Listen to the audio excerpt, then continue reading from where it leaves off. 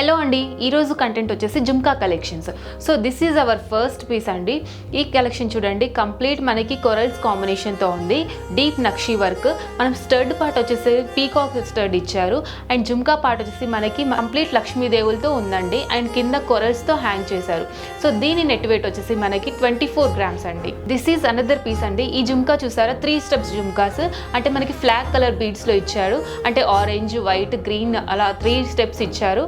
So దీని net weight వచ్చేసి మనకి 14 grams అండి net weight. This is another piece అండి, డిఫరెంట్ కలెక్షన్. ఈ కలెక్షన్ నేమ్ మకర కుందనాలండి.